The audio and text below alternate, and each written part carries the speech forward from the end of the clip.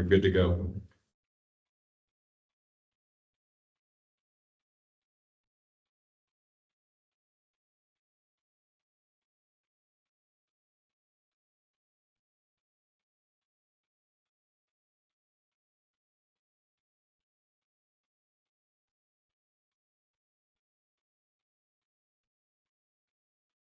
I think you want to move closer. All right. Hold the mic right up to you. Great land acknowledgement. The Girdwood Board of Supervisors acknowledges the indigenous peoples of Alaska whose land we reside on. The community of Girdwood, situated between the areas known to be Denina and the Alutiiq homeland, respects the people who were stewards of this land for generations.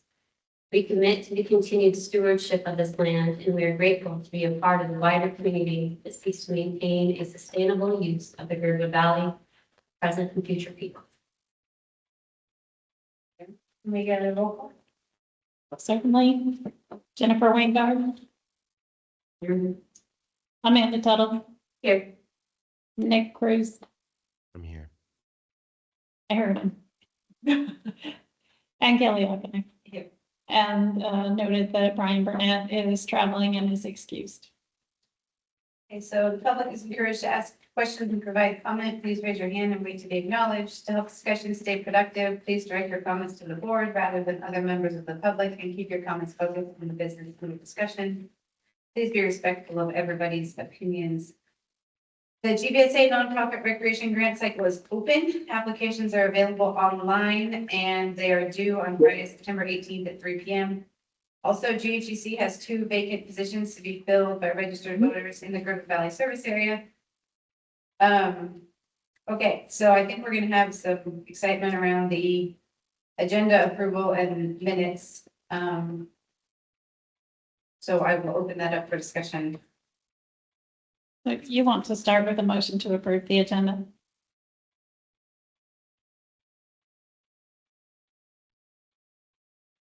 I'll second. And then on some amendments. I'll start with adding to new business a request for GBOS resolution of support to transfer GIP lot HLB parcel ID 5-075 to MOA street maintenance. Okay. Okay, So so the motion is to add that to new business. yeah, so. Okay, need so a that'll be second. number 14 business, if I can get a second.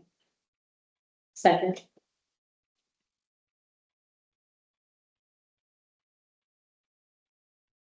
And then do you want to just go by assent on that to pass that one? Yeah. Do we have any objections? Any objections, it will go by assent. I'm gonna keep looking for you, Nick. If you have any objection, just cue us. Okay, then I also need to add a request from Girdwood to use Girdwood fire capital funds to purchase a new refrigerator to replace one that broke over the weekend. So I believe that would go under old business. Correct. And do I have a second for that? Second. One by assent. Okay, we have a change in language for item number 11, and we are moving that to a request for a letter to DOT requesting that a liaison for meetings in Girdwood. Second. Maybe go ahead and assent. All right, and what did I miss? Lions Club. Oh, Lions Club, yes, so we need to add to either new business or move straight into old business, a Lions Club request for a GBOS resolution of support for naming the new pavilion after John Troutner, which actually I think has been discussed in various forms previously, but we have a public naming commission meeting on September 9th, which is creating a rush on this. We need to approve it to new business first and then approve it, moving it to old business. You could right now make the motion to move it to old business. I'm gonna make the motion to approve it to old business unless anybody objects. I'll second that. Going by assent. Okay, so we have the updated agenda. Oh, yeah, of course you can. Yeah, I would like to add just one more agenda item. I think this would make it what, number 17, correct me. I would like to request a letter to the DEC concerning the water treatment facility. I'll second. Okay, going by assent. Okay, so, oh. I have one thing as well. I propose an item on a resolution asking the assembly or the administration for them to release data on the sourcing of the bed tax. We've been talking about this like with TIPS funding, and I think that would help our cause and be more transparent if we could actually cite how much Girdwood is contributing to that versus Anchorage. So that would be a new business, That would be new business. to discuss the MOA, transparency on the MOA bed tax numbers. Yeah. I have a few things to say about that, but I'm gonna go ahead and second that. I'll second that motion. By assent. Okay. Any other changes or amendments over the agenda? Right. Okay, so I think we have an, I'll do approval by assent. I'm seeing none. So in that case, I will move that we accept all of the minutes listed.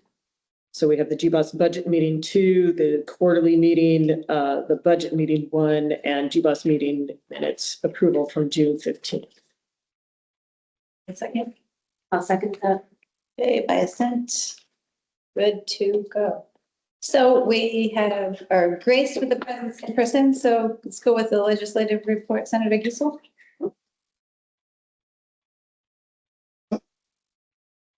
I'll get close to the microphone. But you have to turn. Aye. Oh, you have to hit that button? Yep. Gotcha. Okay, that works better. Well, thanks for having us tonight. I guess the big thing, I know this isn't Whittier, but you're connected with Whittier and they're of course without gas. And so that's been the main thing that I've been dealing with today. The effort to truck gas to Whittier, there's a break in the pipe. It finally broke. They knew it was leaking. It finally broke. The effort to truck the gas, the trucks aren't available until like 19 days from now. So I did communicate with John Sims, the CEO at Instar, and he said he thinks he may have a solution. He'll know by tomorrow. So we'll see. He is working hard to navigate that unavailability of trucks to get gas over there. So at this point, the hotel, of course, has people with reservations and there's no heat and they can't cook in the restaurant. So it's kind of a big deal. So hopefully that'll get resolved. Other than that, of course, probably your question is, what about special session? It'll run out on the 25th and run out quietly. We will not be going back for the session as we've reached an impasse with the governor related to the bill that he offered us. However, this coming Thursday on the 20th, I am having a joint resources committee meeting. I chair the resources on the Senate side. Representative Freer from Ukiavik and Representative Dybert from Fairbanks are the two co-chairs of the House Resources Committee. And so we're going to meet together, both committees jointly. We're going to hear from NSTAR. I've asked the CEO to come and talk to us about importing gas. They have there's a possible use of a regasifying ship. In other words, a ship that would transport the gas and has the ability to regas it on board, put it into the pipes and supply Anchorage. The challenge with that is that NSTAR has applied for expansion of their storage facilities, reservoirs underground where they can store gas. That request was denied by the Regulatory Commission of Alaska about a month ago. That's huge. That's a huge problem because you can't import gas and expect the vessel to stay there with its daily charges, right? You want to unload it quickly into a storage facility and send it on its way. The Senate leadership has, and actually Senate majority, most of the Senate majority has signed on to a letter we sent to the RCA probably 10 days ago, requesting that they reconsider that request for expanded storage. There is a reservoir that will be ideal for NSTAR to use, and we're encouraging the RCA to approve that. Apparently, I'm told, the RCA didn't review all the information NSTAR submitted when they submitted that request. And I'm told that RCA is very open to reconsideration. So that would be huge. Storage is actually everything when it comes to winter supply. You have to be able to store up for those peak days in the winter. We don't use much in the summer. So storage is a big deal. The other thing I want to hear from NSTAR is they're working with Glenfarne on an import facility, an actual structure, the equipment, the infrastructure to import the gas. So how is that coming? I'm told it's coming along well, but let's hear about it at the committee meeting. Then we'll have the RCA come and they'll share as much as they can about the docket before them related to the storage. And I've also invited the Alaska Energy Authority. They operate Bradley Lake, the hydroelectric dam. That provides about 10% of our electric power. They're in the process of expanding the amount of water in that dam called a Dixon diversion. There's a Dixon glacier, one mountain peak over. They're drilling through to increase that flow into the lake. That will come online, 5% increase in the electricity will come online around 2030 to 2031. So that will help offset some of the gas that we're consuming, because it'll generate the electricity. Possibly, if there's time, we're hoping to hear from Hex Energy. They own the lease that's in the very center of Cook Inlet out there. It's called Kitchen Lights, and they are producing a small amount of gas. They've doubled that quantity. But one other speaker we will have for sure is the Department of Natural Resource Commissioner. I'm asking him to come and talk to us about another lease in Cook Inlet called Cosmopolitan. It's owned by Blue Crest Energy. They've had this lease now for more than 10 years, and there's a known 300 BCF of gas in that lease. We use about 70 BCF a year on the rail belt. So you can see 300, we use about 70. That'd take us a few years, wouldn't it? The problem is that the company has been sitting, they haven't been developed. And so I want to hear from the Department of Natural Resources, what they're doing about that. Every lease has a clause in it, duty to produce. Are they leveraging that duty to produce with that company? So that will be this coming Thursday, 2:00 in the afternoon. We'll be streaming it. It'll be recorded, and I'll send the link out in my newsletter. So that's about it coming from me. Yeah, I'm happy to take any questions. Good question. Yes. Why would they deny the reservoir being permitted for usage? That's. You're referring to the storage? Correct. Yes. They said that they weren't given enough information. Cost, how long, how much gas could be stored. There's things like that, details. NSTAR says, yes, we did give you the details. RCA said not enough. So, these controversies happen with state agencies and the private sector sometimes. So hopefully they'll be able to clear that up. Think of Glenfarne as the gas line development company, and now you're saying they're looking at building an LNG import terminal? That seems like an expansion out of the blue of Glenfarne being the do everything with gas company in Alaska. So Glenfarne is a middleman, okay? So they're like the broker, I guess you could say, if you were buying a house. They're going to hire the company that will build the LNG import facility. These are typically built in modules, shipped in, and then assembled on site. The long-term purpose of this by Glenfarne was they would build it as an import facility and then flip it to an export facility. It would take some modifications should the pipeline be built. So it was going to, in their mind, have a dual purpose.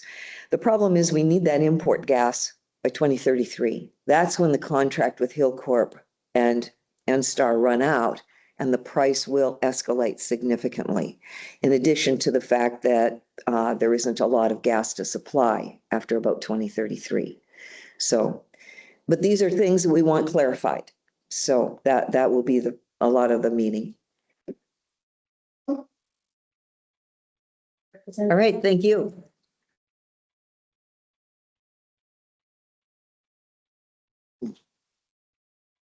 Thanks. I'm Kai Holland, representative for House District 9. I appreciate Senator covering the energy stuff. I think that's all there, so I won't go into that unless there's other questions. I think the main thing I just want to focus in on is, with tomorrow being Election Day, our office has been pretty involved in the concerns over the election roll and the work with the Division of Elections on clarifying the folks that were taken off of the active list and trying to bring about some correction to that, as well as follow-up communication to the folks that got those letters. One of the things we did learn, and I want to share tonight, is in case any of you have this question, the division did clarify to us last week, and maybe it'll be in the letter they sent out, that anyone who was taken off the rolls, and so if they go to the polling place and they find that their name is gone, still will be able to vote. They'll be able to vote the full ballot. They will be asked to vote a question ballot, which means that their ballot will be put in a separate envelope, and they'll have to sign a statement on the envelope that attests to their being an eligible U.S. citizen that can vote. And having done that and reviewed, their vote will count. So if anyone's uncertain about whether they can vote if they were taken off or got that letter, yes, they can vote, and they'll get the full ballot.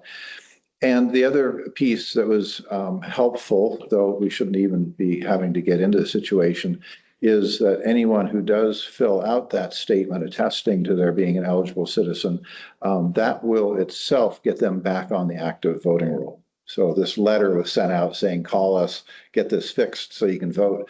They don't actually need to do that in order to vote tomorrow. They can go vote, they can do the question ballot, they can sign, and by the fact that they did sign the envelope, they'll all be taken care of and they'll be back on the active voting list. So an unfortunate amount of time we've had to spend on the voting situation, how it's been handled. Some of that will be following up in the next legislature to try and address where we learned about some gaps and concerns that need to be addressed in the future, so we don't run into this uncertainty that was created by some of their actions.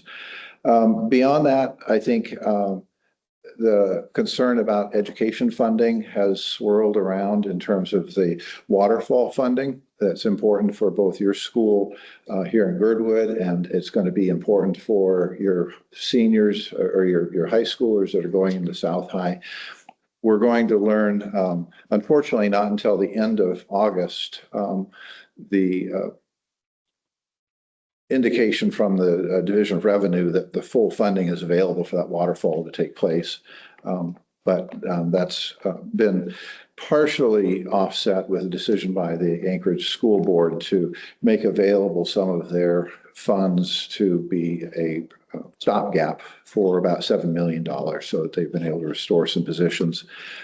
It's been a very difficult position for the school board to be put in this place where they think they've got money, but they have to wait until after the school year is started in order to have it. And then they have to somehow try and use this money to be able to address class sizes. So it's one more example of where our school funding seems to be out of step with the school budgeting process that I hope we can learn how to improve that in the future. So I'll leave it at that for tonight. Lots of things going on as we start thinking about the future work we can do. But if you have any questions, I'd be happy to take a shot at them. Okay, thanks for your time tonight. Thank you. Appreciate you guys both coming in person. Do we have anybody from the MOA assembly?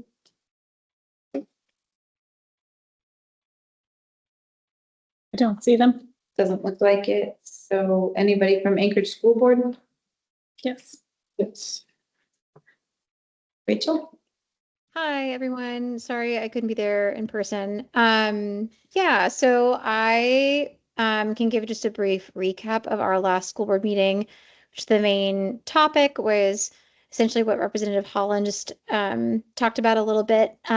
We received the, a one-time appropriation through HB 263, which is this waterfall funding for school districts across the state. That waterfall funding is really FY26 surplus revenue, and it was for school districts to receive that funding. It was contingent upon the state meeting a certain revenue target, and whether or not that revenue target will be met won't be determined by the commissioner until August 31st, which we just heard about, and that makes it really difficult for school districts to plan with any confidence to spend or obligate any funding without certainty that we would actually receive it or what amount we would receive. So the Friday before our last school board meeting, we received a letter from 12 members of the House majority expressing confidence that school districts across the state, including ASD, would get all of, if not most of, the funding that we are slated to receive, that we'll know about with more certainty on August 31st. But hoping, I think with that letter, to give the school district some level of confidence to have a deliberation about whether we should obligate some of that funding before August 31st, and that determination was made. So on Friday, it was also the last day to get something on our school board agenda for our meeting on Tuesday. So we worked really quickly. I drafted a memo that essentially targeted the $6.8 million or the roughly $7 million that Representative Holland was talking about, with the understanding that our current unassigned fund balance is right at around $7 million. And that unassigned fund balance is really useful for things like emergencies, like if a typhoon hits and we have to accept a bunch of kids from other school districts, or if there's an earthquake and there's major damage that we need to address. So that's what the unassigned fund balance is meant to be for. But if we were to obligate funds under that threshold, technically, if the legislature didn't appropriate a single cent, if we didn't get any of the dollars that were anticipated to receive, technically the school district could cover that amount if it was under 7 million. And of course, in the event if we had no emergency this year. So that is the number that the school board deliberated on August 4th. The memo got amended in a few different ways, and we ended up passing a resolution to spend or to obligate $6.8 million of that one-time appropriation before we receive the determination by the commissioner to restore or to allocate 45 FTE to schools across the district. And those FTE can be in the form of teachers, counselors, building subs, or paraprofessionals, because one thing that we've heard from a lot of schools is that while, of course, teachers are ideal, it's very late in the game to be able to hire them. And so many of the positions, just posting them doesn't mean that they go filled. Even before we had this deliberation, we already had close to 100 open positions that were already vacant. So giving a school a position to hire for doesn't guarantee they'll be able to fill it. It also, though, by allocating more flexibility in the type of FTE, it does allow school districts or schools to be able to hire closer to their needs. So maybe they can't get a teacher, but they could really use the support of a long-term building substitute to help keep their building operational. So we allocated the 45 FTE, and we also restored some critical transportation services needed for the highly gifted busing program that was eliminated, along with the Ignite program. And we didn't restore Ignite, but we restored busing for the highly gifted program, and we restored busing for some of the sports that were restored, but the transportation hadn't been restored for them. So that's what we were able to do. I think about 90 positions have been allocated so far, inclusive of the 45 that we allocated in our last school board meeting and prior holdbacks that we'd allocated. So not all of them have been filled, but it has helped a little bit. But I would say that the big message here is that, yeah, the ability, what we're able to restore, the impact that we're able to have, the positive impact we're able to have, is really minimized whenever that funding comes so late in the game. It's hard to find teachers who want to step in the day before school starts, for example. But it has helped a little bit. We have a school board meeting tomorrow, and there's a lot on the agenda. So I encourage you to take a look at that if you're interested, and shoot me an email or phone call if you have any questions. And I'm happy to take questions as well. Any questions? Thank you so much. Anybody for HLBAC? Is Tim on? No. Okay, moving on to supervisor reports. Order. Do you want to start with pizza? What's that? Yeah, let's start with PSAC. Okay. All right, so PSAC update. Well, kind of a lot has been going on, at least a lot getting initiated this last month. I did write a letter to the watershed department asking for a request to meet with PSAC. This sends off a meeting from HLB where they presented about our MS4 permit and us not getting the watershed study done in this new MS4 permit. So it'd be much more like next cycle, but anyways, there's lots of conversations that need to have, and I'd like to get those started. They told us to reach out, so I've done so. I've yet to hear from them though. I then have also reached out to DOT again. And once again, this is now my second meeting request with DOT, and again, no response, asking for them to meet with us. So there's that. In our meeting, we came up with a couple of things that we talked about, and there's been some concerns about, we kind of want to talk to the Whittier Police and see about how we can categorize calls and see like where they are throughout the valley, where they're responding to, when we're just kind of looking at different funding and all of this, our other sources of financial responsibilities throughout the valley. And then two of the other major items that we discussed, luckily are on our agenda, and I'll just mention them briefly. And one is going to be that letter to the DOT. And then the second one is I initiated a FOIA request for our water treatment facility for Glacier Creek Valley, as I've known that they've been out of compliance for years, but was quite unsure how they were out of compliance. I was able to find out quite a bit of information. I've got those results, but it's an agenda item, so stay tuned. I'd love for us to have a healthy discussion about that. Land use? Land use had a 20-minute meeting. I just want to give kudos for that, for starters. And also I want to make sure everybody online knows that there's an interesting discussion happening around, there's a proposed ordinance in Anchorage for tax relief for first-time home buyers, and it proposes relief at a certain value that is below what you could buy a house generally for in Girdwood. And so it's interesting, if anyone online is interested, it's worth weighing in on the conversations around this and whether or not Girdwood might be able to design something more suited to our needs. Thanks. Nick, you have anything for fire? I don't think so. Michelle is, I think, in the room I see there, and there's a spot in the agenda for her to present on that. Cool. With regard to GHEC, the RFP for the housing study is progressing. Kyle's working the issues with purchasing and hoping to get the RFP out in September. We also had a really constructive meeting with Ryan Yell of planning. And, you know, he echoed what we kind of heard in the meeting with the MOA, where discussing the Orca View development and Girdwood's desire to use that for workforce housing if it is in fact developed, you know, and he really emphasized this administration saying, you know, we've got to get this right. Like, so I appreciate their sentiment that they don't want to do another Holden Hills to us. And so there's two subcommittees formed, one to go away and define what we mean by workforce housing so that we can clearly articulate that in the RFP, and another to work on the language in the RFP.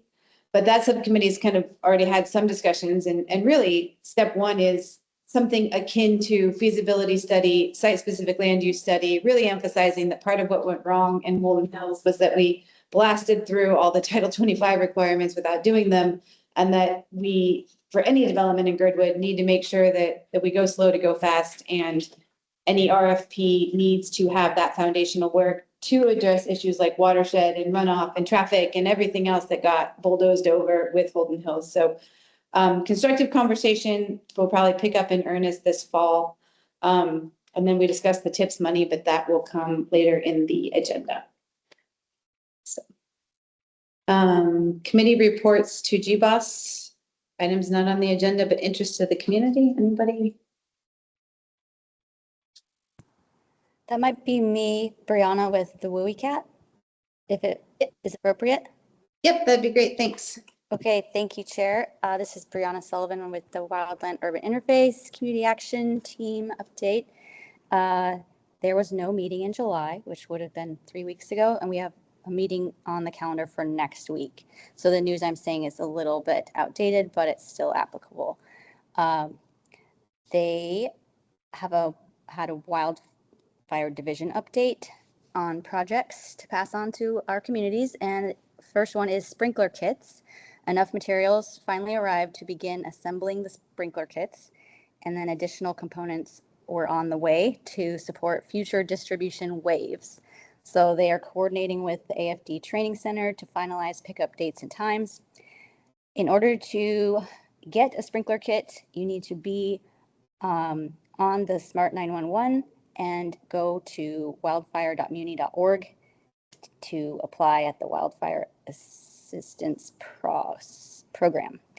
And then the next update is about chipping. They've made progress on the chipping program as well, with the contractor proposals that have been received and evaluated. They've notified MOA purchasing of the contractors they'd like to move forward with and are awaiting authorization to begin negotiations. Their action item is to remind our communities that you need to be in the FireWise program in order to have a FireWise assessment on your property. So in order to do this, just go to wildfire.muni.org to find out everything there. They also are excited to announce that the Abbott Loop Community Park shaded fuel break is almost complete. They have mitigation projects on the same page I've been speaking about, the wildfire.muni.org. And it's been a year since the Campbell Airstrip Road project was completed. So they suggest driving the road if you'd like to see what it looks like a year later. And they're working on grants as well. So that is what I have for now. I'd be happy to take questions back to the meeting if anyone has questions from Girdwood. And there might be more information from Kai or Michelle that I missed. Oh, thank you for that update. Very thorough. So standing reports with regard to the Girdwood Industrial Park and Orca Mountain View, both of those plats have recorded. So we discussed this at the MOA meeting, and they are working in the Girdwood Industrial Park to give one lot to the service area, and they're going to sell one commercially and adjust the leases so that the current leaseholders are still accommodated. So that's got good progress. And then Orca Mountain View, I just discussed in the GHEC update. Does anybody have updates on anything else on this list? I believe we might have a community member who wants to address Girdwood Airport Parcel H. Yeah, Deborah. Yep, Deborah.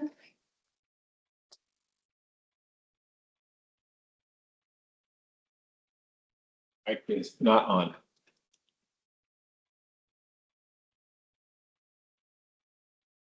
Deborah, it looks like your mic is not on.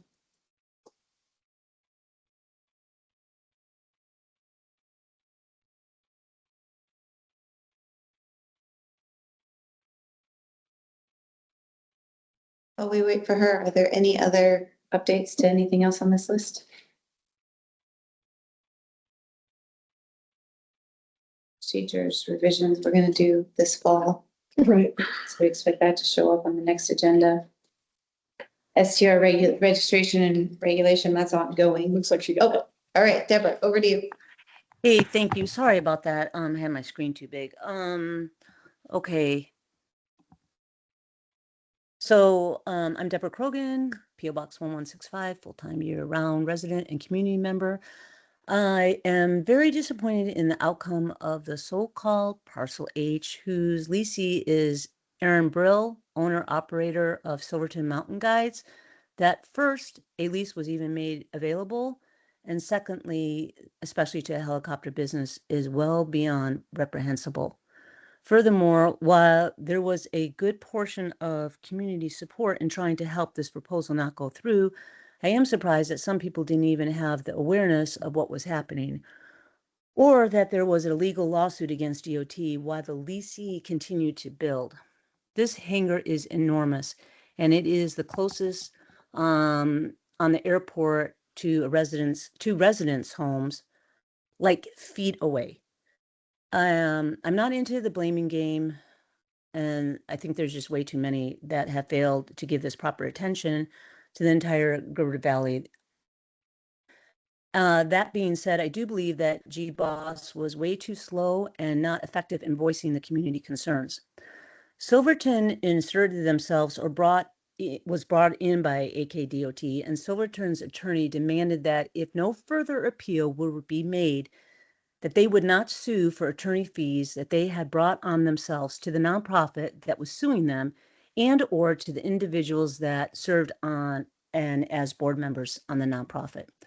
Currently, there is another hangar that was just torn down, and that original building on that site is a replacement hangar that is much larger and promoting helicopter flight scene from that space. This has brought in semi-trucks throughout a neighborhood, and for the last week, sometimes 2 at a time, well over 7 hours a day, including today. Noise, pollution are great concerns, as well as Mount Hood Road actually being destroyed. That now brings the total to helicopter businesses at our airport to 4.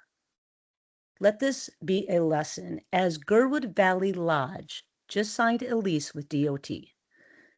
There must be more exploring into the impacts that this would bring to our community. The lease is 47 pages long and has incredible implications. The lease agreement is effective September 1st, 2026, though they do not have to pay any rent for the next 5 years. I encourage GBOS to read the lease, realize the enormous negative impacts that this proposed building will have, and to take leadership role. Thanks for the time and listening to me. Yeah, thanks, Deborah. I think that bringing up the hotel sort of suggests to me that we should have that as a standing report if there is momentum going on with that one, so we can keep it on the radar. Yeah, Kelly, can I, it's called Glacier Valley Lodge, so just to be clear, and I wasn't really sure where to bring this up, but it is airport related, so I just kind of threw it in there, but this is the lodge that was proposed in 2024 at GBOS by the Treadwell family and the Faulkner family. So just that people understand, this is not the Alyeska Resort Hotel. Yeah, no, that's what I'm saying is if there is momentum on the lodge, it would make sense to keep track of what's going on as a standing item here, because that is a massive project with massive community implications. I totally agree, Kelly. That would be, I think, super important for that to be under the standing reports. Thank you. So do we need a motion to make that? Well, it's already here. You want it separate, but you want it pulled understanding. I feel like we should if it's, Oh, if it's, I mean, if it's gonna move forward, this is one of the bigger things to happen in the community.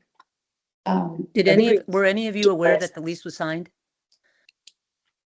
I was personally aware that the original approval was given and then there was follow-up that had to be done to satisfy FAA requirements. I'm looking at Representative Holland, because I don't know if, or do either of you guys remember? What permit are you? This is so there's a project at the Girdwood Airport wherein Are you talking project Parcel H? no, we're talking about the hotel now. Oh, which yes. is- Which is Which for, yeah, the Treadwell Faulkner project. And so what Deborah's saying is that lease has now been approved, which the last I had heard, they had obligations to meet for the FAA. So if in fact another milestone has been achieved, which suggests the project is going forward, that is substantial to the community of Girdwood, and we need to be, talking about it frankly here. Because, you're bringing up concerns for the traffic on Mount Hood for building a hangar. There's something else when it comes to building a hotel, extending a road, removing a hillside. I mean, that is a not insubstantial construction undertaking. Representative Hall? Thank you. No, I was not aware of this signed. I would just relate that, what we learned from Parcel H is that the airport under DOT management chooses to assert that it has no obligation to local land use planning requirements. And I introduced a bill to try and change that expectation. I would suggest and in agreement that this is going to take a lot of attention, and to the speaker who brought this to your attention, I think we need to be very diligent in this, because Parcel H taught us that DOT is going to be managing this project perhaps in a way that may or may not fully embrace the needs of the residents around this area. So I'm very concerned about what happened with Parcel H. I thoroughly agree that this new project needs a higher level of diligence than we might have. Well, and it speaks to the Girdwood Airport master plan, which I'm going to stare at you again, because do we know the status of that? Because currently this hotel is so out of compliance with the master plan that one would imagine the master plan would have to get updated. Parcel H didn't drive an update. That conversation pointed toward an update. So Senator Giesel, looks like you might have more to say about that. Well, DOT asserts that they can do that rewrite. The They whole don't- master plan, Yes, with no community involvement. that's what they asserted when Parcel H was progressing. So one of the challenges right now is that this is an administration that has 3 more months in office. Then we're going to see a new commissioner. I'm hopeful it will be a commissioner who understands that DOT is here to serve the public, not their own self. But in the meantime, in these last 3 months, yes, I would really encourage you to make a lot of noise if you object to any of this. It's possible they're just going to roll over you anyway, but nevertheless, at least you will have said something. But we have 3 more months of this administration and this particular commissioner. Yeah, thanks for that perspective. Kelly, Deborah? may I just, thank you. Can I just add a couple quick things? I want to be really clear that lease, I spoke with a leasing agent today. That lease has been signed. It actually was approved in 2024. They never signed it. There was no FAA. That is not even in the discussion right now. So they just took off a little time. Nobody was talking about it. And meanwhile, I actually inquired about that lease because I realized that it hadn't been signed. And I asked the leasing agent, so does that mean that anybody else can come in for that parcel? So I don't want to get into that discussion, but that would be now. Oh, in 2 years. And for fact, though, the lease is and has been signed. I have a copy of it. It's 47 pages. And I just want to also add that on the packet that is put out, the status of proposed development projects in Girdwood, it is on there as a standing Lodge and associated facilities, Girdwood Airport North, Glacier Valley Lodge.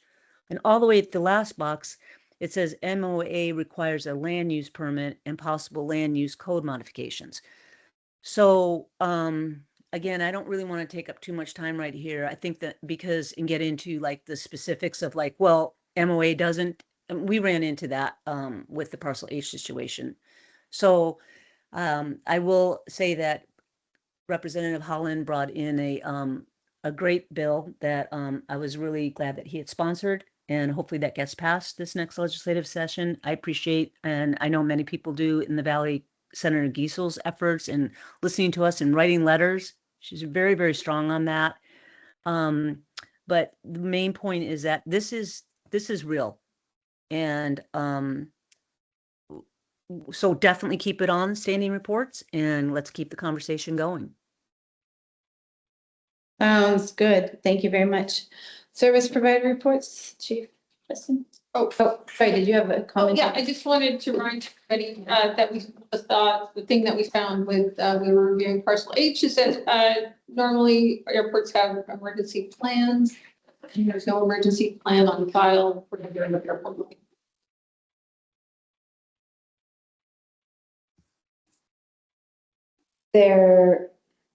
Have you done any outreach or any? I asked them if there was a plan and they said no. Okay. Just seems like something we could. Yeah, that's definitely something. I mean, that's a public safety concern and DOT's motto and entire reason for existing is public safety. So it absolutely should be addressed through public safety and maybe further down this other agenda item this could tie into. My thought was with removing parcel H appeared and the buffer was gone and then the new land use there's going to be a lot more traffic. And so it seems like a perfect time for them to have an emergency plan. Thank you for bringing that up. Rolling right into your supervisor report. Hello. Hello, here's my report. Michelle Weston, Fire Chief, Fire and Rescue. July was busy. We had 46 incidents. 28 of those were EMS calls, 10 were non-emergencies. That would be things where we started to roll up the door and you got canceled en route or it turned into something else that wasn't needed or needed. That could be a false alarm call, things like that. We had 7 public service calls and 1 electrical hazard call. So as you can see, July was all about EMS. We go to the next slide. Fire updates. Forest Fair which seems so long ago, was mellow for us. We did thank you, Brianna, for mentioning the wildfire sprinklers. We had our first successful giveaway of the first 30 on Saturday, and we have at least 66 people that have signed up when I last checked, and a few more today that are signing up for the sprinkler system, the sprinkler kits. They're fabulous. I have to admit, you get a number of sprinklers and hose and fittings, and it's just great. So I would totally recommend every house in Girdwood should sign up for one of these free sprinkler kits. We very rarely get something free back to the community that we can use for fire protection, and this is a great thing. So I would suggest that would be great. You might think, wow, it's raining. There's no fires going on, but Toke is on fire tonight. So we are deploying Brush 41 in the morning up to Toke with 2 firefighters and a support command position for 2 days up there also in the morning. So that just shows you that even though we're giving out sprinklers now, it could still happen. And just a week ago, we had high fire danger in Chigach National Forest.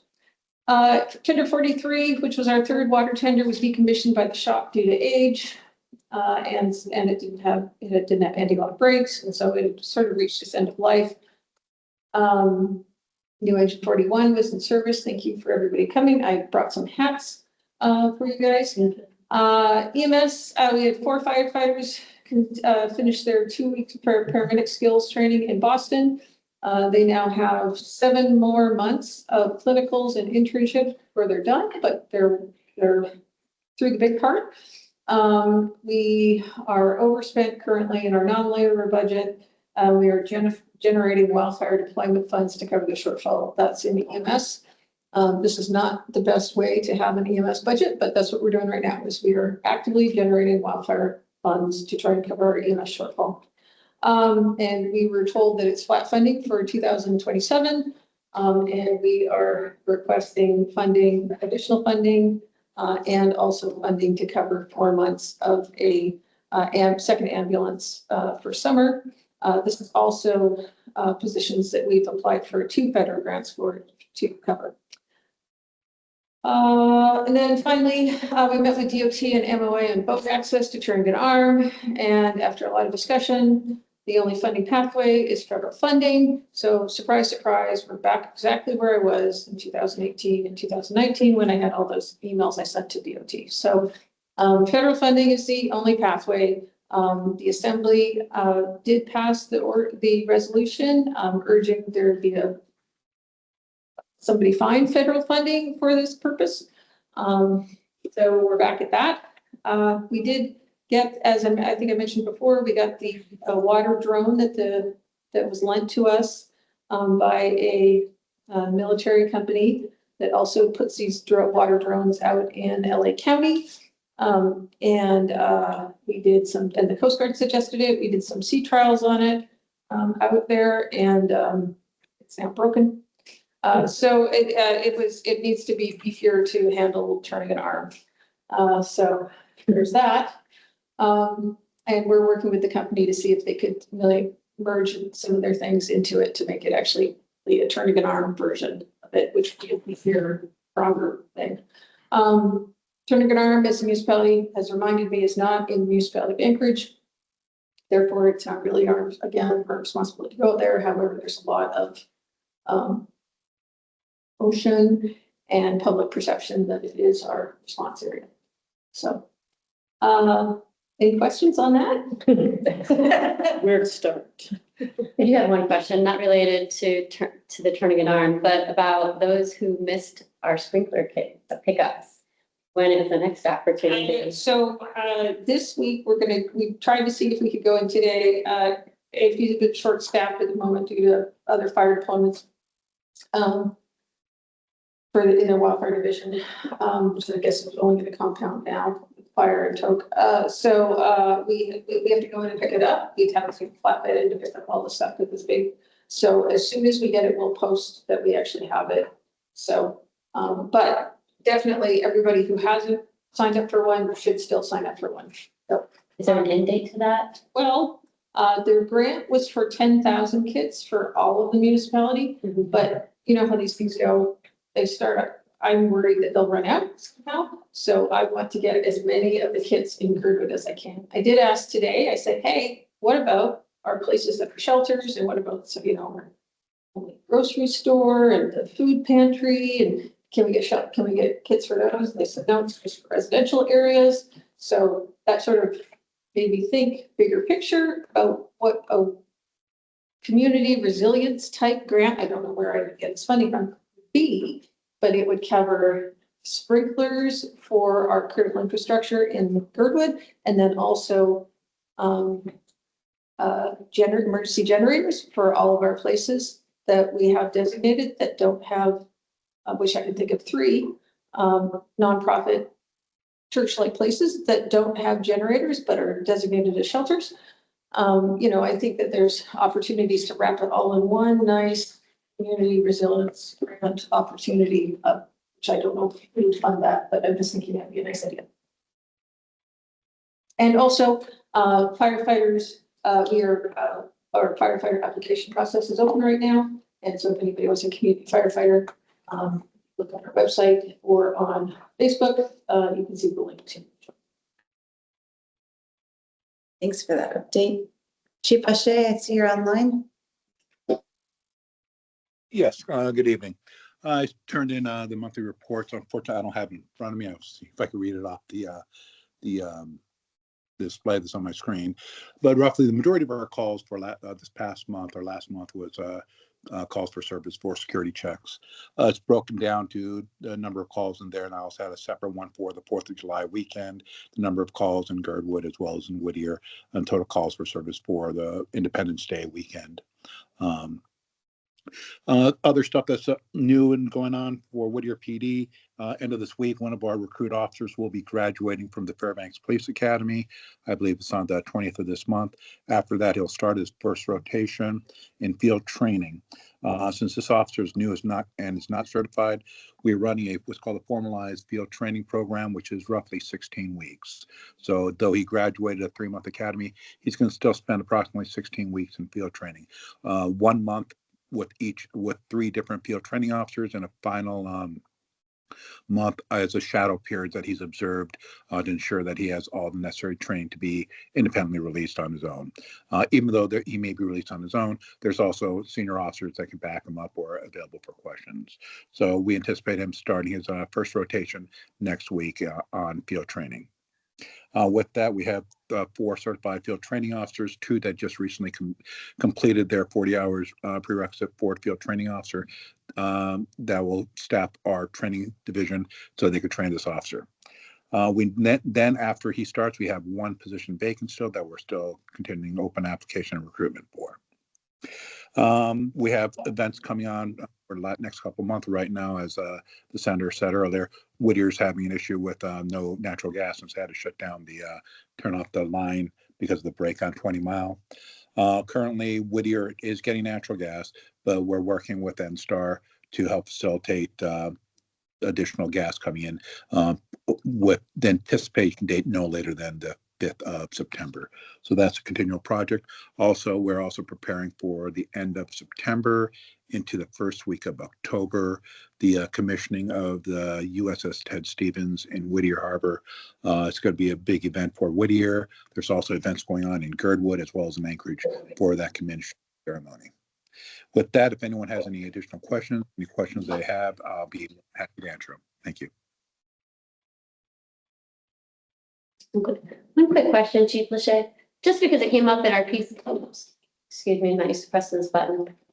Chief Lachey, this is Amanda Tuttle with Public Safety. It came up in our public safety meeting the other day, just a categorization of Girdwood calls. Are you able to define just more than Girdwood, like resort, old Girdwood, distinguished like that, or is it typically always just called out in Girdwood?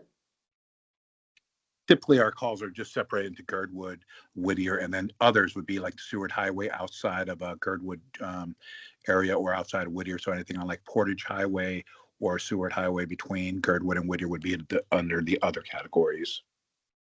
Okay, thank you. Thank you very much. Kyle, Parks? Yes. Starting with parks, we had a very busy month coming out of Forest Fair, right into a ton of trail work and sign work, different things. The crews have been busy out there. We put a new bridge in behind Town Square, connecting Crow Creek Road to Town Square over there, replacing a bridge that was completely rotten. We also have a trail crew that's been working out in the middle of Iditarod, doing quite a few improvements out there. And they finished 1 hitch here this last month, and they will be back again here starting this Wednesday to complete another hitch. And now wrap up our middle of Iditarod work for the summer. We had a great weed pulling event. We appreciate all the volunteers coming out and helping us attack invasive weeds within the community. And several different spots were done out there and taken care of. And as always, there's endless weed pulling to be done out there. We appreciate them trying to make an impact out there for the community. In the report, we include a lot of pictures. So if you get a chance, you can look at the different projects going on out there as well. You can see all the details of where we are with our grants and where we're going with those. And getting ready for grant season, we'll be writing some grants here in the fall, most likely, to get us more projects done here in the future. Switching over into road and drainage, we have had several projects that we've been working through, and I was just now on the phone with the contractor. He's trying to finish up a project, and we'll be tackling some projects here once the school gets going and traffic kind of slows down with tourism. And so we'll be throughout town. We'll be starting in Old Town, cleaning out the ditches there on Gold and Old Dawson, and then we're going to move up into the mine roads to deal with some root issues over there where old stumps are coming up through the roads, and we have actually a couple of places we want to tackle out there. We do have e-chips coming in. We have a bid out right now for our winter e-chips, and so we should hopefully see that come here in the next couple of weeks. And then we also have the road contract out for bid as well. We're coming to the end of our 5-year term, and so that is up for rebid. And after a lot of wrangling, I feel like we have a good invitation to bid out there, and hopefully we'll bring in good numbers with that. So that will be finished, or at least we'll have the bids opened on September 8th, and then we'll go through the process to make sure they have all the equipment and they meet the qualifications to be a contractor here in the Valley. Road projects, we have gotten the proposals for the RFP for design on the Ruane project. And so we will be having a meeting soon to select a design firm for that. We had four proposals given to us. So we're reviewing those and we'll make a selection and see where that goes.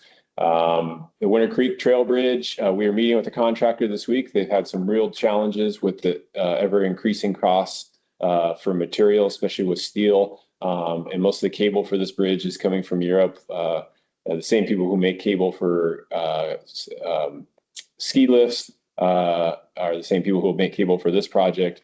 And the tariffs and oil prices are not helping in any way. So we're meeting with them this week to find ways that we can help them and still keep the project where it needs to be and costs. So we're going to get through that challenge. Just another hurdle, as always, in any of these projects.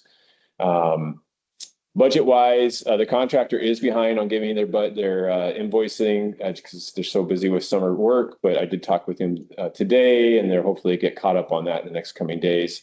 But I know where we are because they give me daily tickets. We're well within budget for the year, and we should see those invoices coming in soon.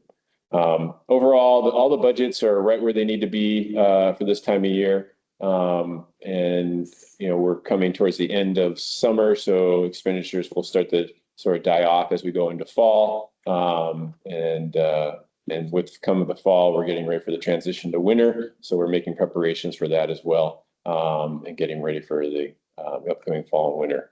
But yep, that's kind of a quick overview. Any questions? Thanks for that. Moving on, library. You can do that, Jenny. Yeah, it can be quick. The library is in the packet. I just want to draw some attention to the Housing Resource Fair on September 23rd from 2 to 4. That's Wednesday.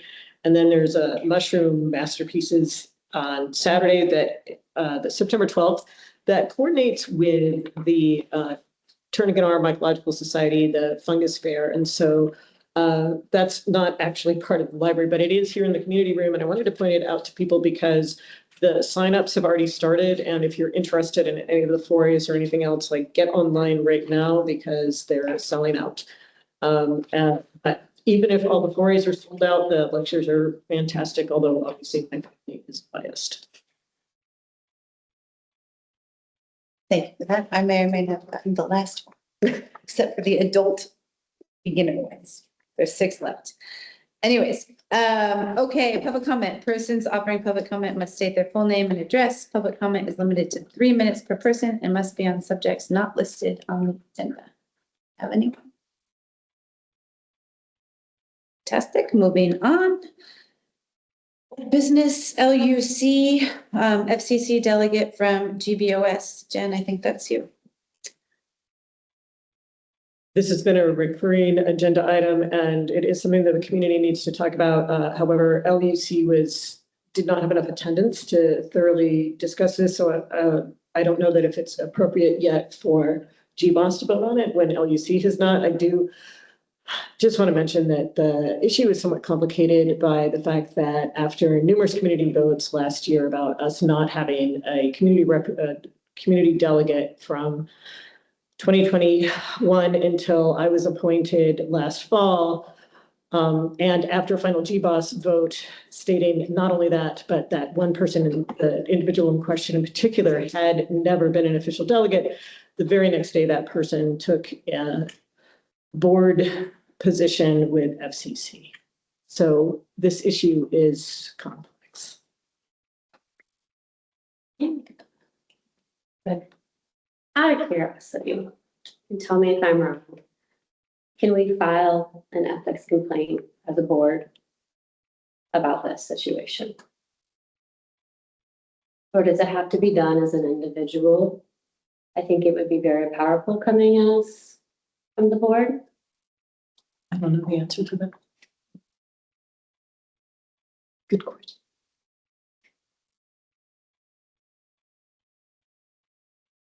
Okay, with no other comments on that item, we'll move on to GVSA 2027 budget. We have a special meeting on August 31st at 10 a.m. We've done our 3 meetings on the budget. Is there anything else to say on this item, or is that sufficient? No, there's not. Okay. And plowing through them. Okay, on to the next. GVSA projects for GVSA projects for MOA Tourism Improvement Plan. So this is the money that was previously reserved for Visit Anchorage. And $1.5 million has been freed up to be used for other purposes. This is specifically money collected from the bed tax. And so we made the point at the MOA meeting that Girdwood contributes probably a disproportionate amount of bed tax money, which Nick has put on the agenda later to discuss explicitly, but we've never seen any of that come back to the actual valley. So the proposal from GHEC is to put $100,000 Girdwood Tourism Support Project together, which would encapsulate funds for many items, but be a single request from Girdwood to hopefully make it easy for MOA to say yes. And that includes $50,000 for the RV park study, which we propose to put in the South Town site, which can be approved once the parks plan is approved, which Kyle, do you know what's going on with the parks plan? Did we? Yeah, it was approved last week and there's some stipulations that we have to work through, but they're pretty minor. So we're going to meet with planning, but for the most part, P&Z had planned to approve the plan with 2 stipulations to clarify multiple use down here in the South Town site, which we did, but they just want it more in writing.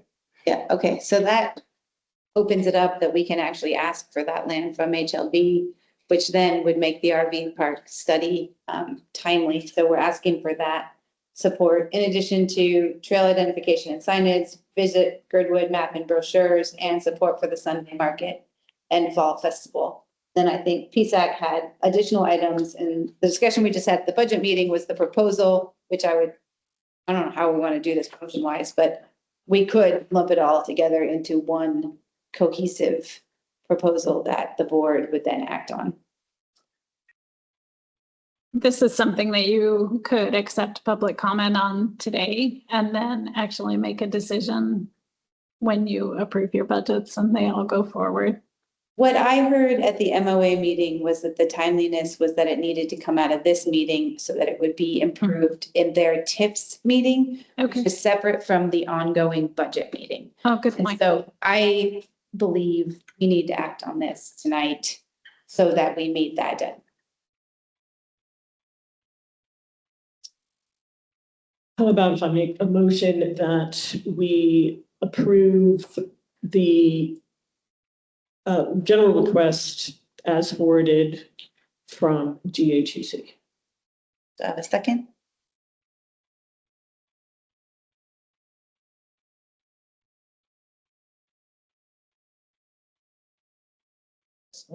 No second? I'll second. Thanks, Nick. Discussion or amendments? I would like to see it forwarded as what GHG put forward, each GHGC put forward and also PSAC put forward, just GHGC. So would you like to make an amendment to the motion? Yes, I would like to make an amendment to the motion to add PSAC's request from the board added to the list that GHGC puts forward for the tips.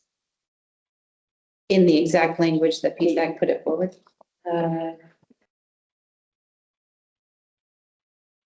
Got it right up here too. Yeah. Anybody who can read that?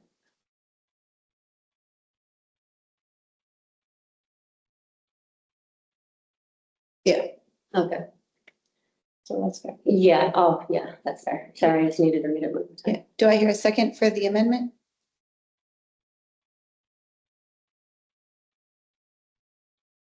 Can I have a comment on that? I don't know what the rules of this are. Yeah, go ahead. Well, I- we have to have a second before Yeah. we can Need a comment. second for discussion. We need a second before we can discuss the amendment. I'll second. Okay. And your comment? Sorry. I think this could be a good idea to put trash in bathrooms, but I think in order for us to actually put it as a proposal, we're going to actually have to put like numerical amounts in our actual proposal. And so that is what I think an amendment, that is what I would support, is if it had actual proposed amounts. Is this one where we've done in the past where we can go work it and put it out an email, and if nobody objects within 24 hours. So could we approve it here conceptually and then explicitly write it out and then give the 24-hour window for objections? And if not, it passes. I'm looking at Margaret for that one. You could. I don't know how you're going to get the numbers for the bathrooms and trash. Well, we would just put the numbers for the breakdown of 100,000 Oh, today, 50,000 for the RV study, and then include the PSAC elements by reducing numbers on the GHGC proposal and adding numbers for bathroom signage or waste management at, in the valley, specifically Old Girdwood. Okay, I think that sounds doable. I think that it's something that a GBOS member is going to need to marshal because I'm going to be out of the office for pretty much the rest of the week. I don't- Friday. So yeah, I think just clarify who's assigned to it. I'll take it on. Thanks.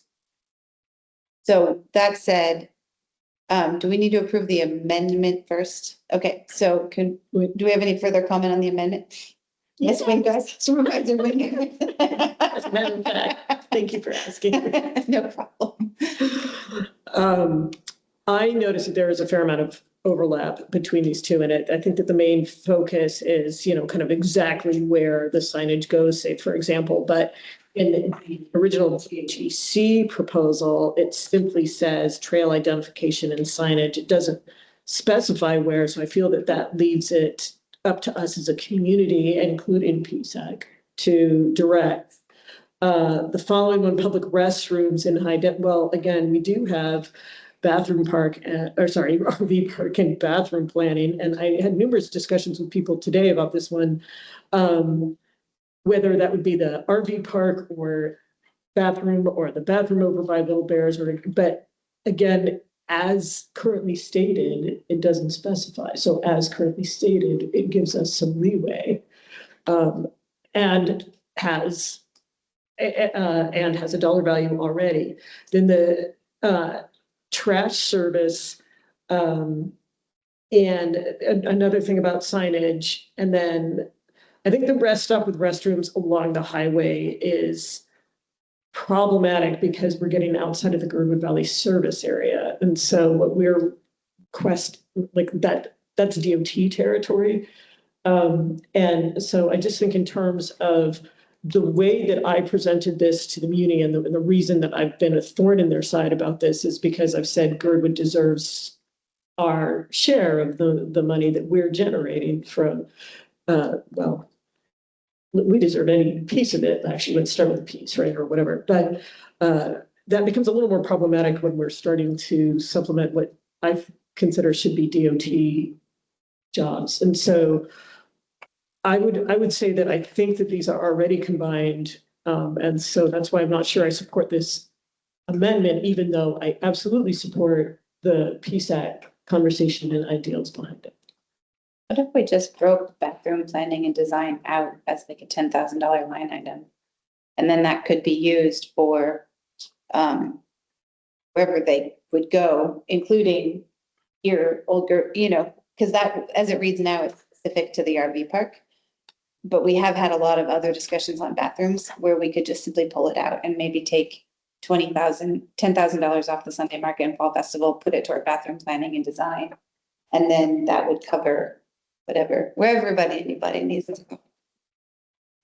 I like that idea of splitting it out, so we don't, pigeonhole the funding to the bathrooms, for the RV park. I do have, you guys brought up a valid point earlier about the Visit Girdwood maps. I do think that, just how it is, Anchorage provides that. I guess more discussion maybe about that one as well. What are your thoughts, if that's? Because I think that there were very valid points that were made earlier today in our budget meeting about Visit Girdwood maps. If Visit Anchorage is printing these maps, I just thought it was very valid point, and I don't remember how it all got stayed through. Well, I think the thing we said is if for some reason it didn't get approved, another angle would be to go to Visit Anchorage and say, could you make a Visit Girdwood map also, because your map currently excludes us. So it was kind of, if we didn't get this, that would be another recourse to get the same ultimate outcome. But I wonder if the mover and the mender or seconder would want to modify the amendment to simply say, breaking out bathroom planning and design for a $10,000 line item, and then reducing the Sunday market and fall festival by $10,000. And if that would achieve what you were going for. Simply that would achieve that. Okay, so do you want to make a motion to update your? I make a motion to update my amendment. I would like to break out the RV park separate from the bathroom planning and design. And then reduce the Sunday market and fall festival by $10,000 to allow for that. Nick, you were a second. Do you approve that amendment? Yeah, I approve. Just to be clear, that's 50,000 for the RV park, 10,000 for trail ID and signage, 10,000 for Visit Girdwood map, 20,000 for Sunday market, and 10,000 for bathrooms. Correct. Cool. I second. Do we vote on that before we go to public comment? It depends if the public comment is about the amendment. Deborah, are you asking to make a comment about the amendment or the issue generally? Partly the amendment. I'm a little confused. I wanted to ask you I'm sorry to backtrack, but is there a time limit on this? 3 minutes. No, I meant, is there a time Yes. that we have? Okay, when is that? It's this month. Okay. Yeah, I think the amendment that Amanda made was reasonable.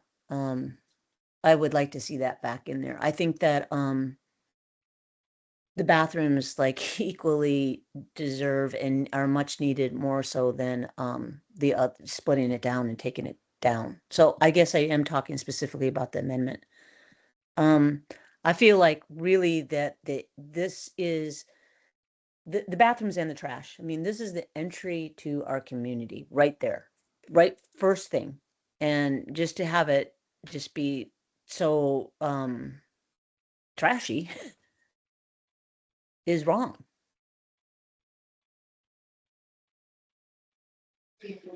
Are we, any other further comment on the amendment, or can we go to a roll call vote for that? Jennifer Wingard, Yes. Amanda Fidalgo, Yes. Nick Cruz, Yes. Kelly Ocknick. Yes. The amendment passes 4-0. So. Okay, any other discussion on the overall motion? Okay, so we have a motion to approve the $100,000 Girdwood Tourism Support Project as amended for submission to the TIPS money. So we can have a roll call for that.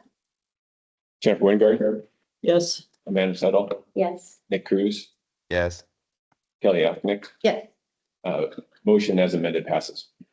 Thank you very much. So the next item is the GVSA projects for MOA Public Safety IT budget. Either Amanda or Kyle could you?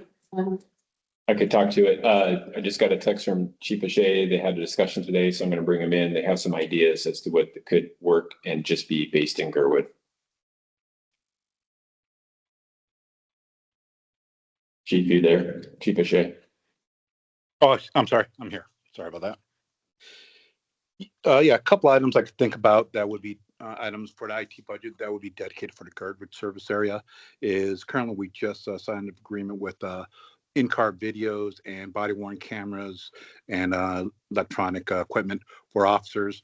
We basically could break that down in basically 2 of each of those equipment is specifically for the Girdwood service area, since we have 1 officer per day in that area every other week, including radio equipment that we could use for that. So it'd be some IT support on that. A lot of that also with the cost of online data storage. That's all part of the contract we just recently had. So we could break that down. I could give Kyle the numbers on what that would be broken down to. That, as well as a secondary aspect, is we're thinking of is maybe a separate standalone radio consulate and antenna for the Girdwood service area. that would be tied in with both LMR radio system as well as the Anchorage wide area network for the municipality. So that's another thing. I know the fire department probably has already their setup, but a separate one for the law enforcement aspect. So because currently we have one for the Whittier area. We have consulates in the station as well as the hand packs. And we also have shared agreements for frequency with Anchorage South units for multi-jurisdictional responses to various calls in Girdwood as well as in Whittier. So those are the areas I'm looking at. I don't have the numbers figured out. I'll go get those numbers together to present to Kyle. And we can present that at the final budget meeting. Is there a timeline on this money that you know? No, that'll be part of their regular budget process, so we can include that as a request as they go through the budget process.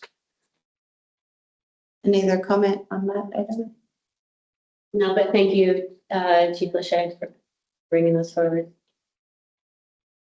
Okay, moving on. We have a GHEC nomination was received for Mike Edgington to join the Greater Housing and Economic Committee. So I would entertain a motion to approve this.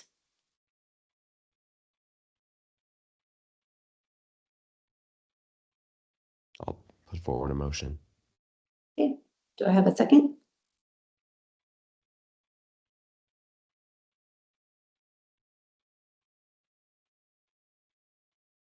I hear no second, so I guess that means we move on. Okay, that brings us to the amended agenda item for the Girdwood Fire Department refrigerator funding.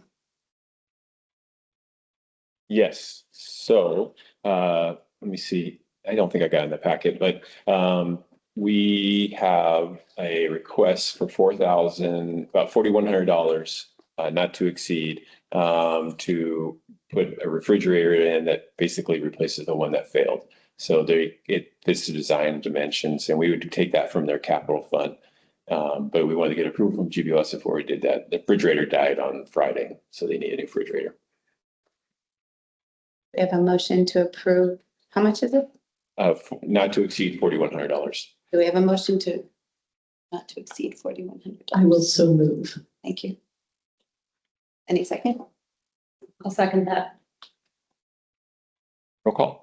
Jennifer Wingard, Yes. Amanda Tuttle, Yes. Nick Cruz, Yeah. Kelly Ocknick. Yes. Motion passes 4-0. Okay, moving on, the added item for the Lions Club naming of John Troutner on the new pavilion. I just said that probably poorly, but it was our item added. So whoever wants to speak to that one. Yes, and I can take that as well.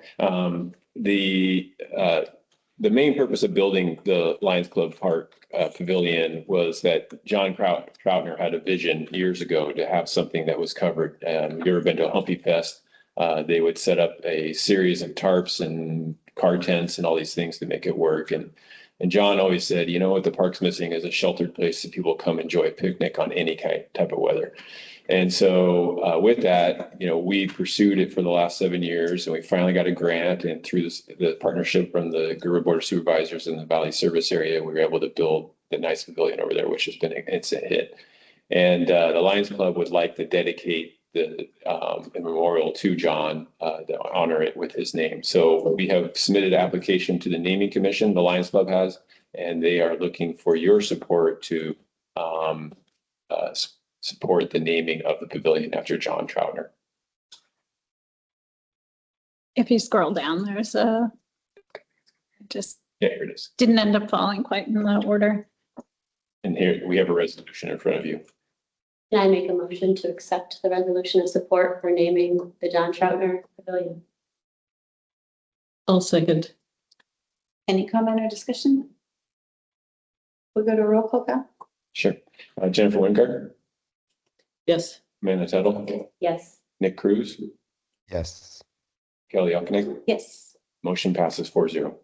So I know we have to go forward, but I just wanted to say, I thought it was already named the John. Well, you were right. And we've been calling it that, like it's been with the whole. Intent, but we've never gone through a official naming process, and this is a part of the process. So thank you for supporting it. All right, we are plowing through. Good job, everybody. Okay, new business. PSAC request to revisit the decline. Well, this is the amended one, so I'll let Amanda speak to it more thoroughly, but it's the PSAC request for a DOT liaison, or maybe this larger DOT, especially since we have people who might be able to advocate on our behalf, maybe a more robust discussion about the DOT support we're looking for generally. So really over to you, but.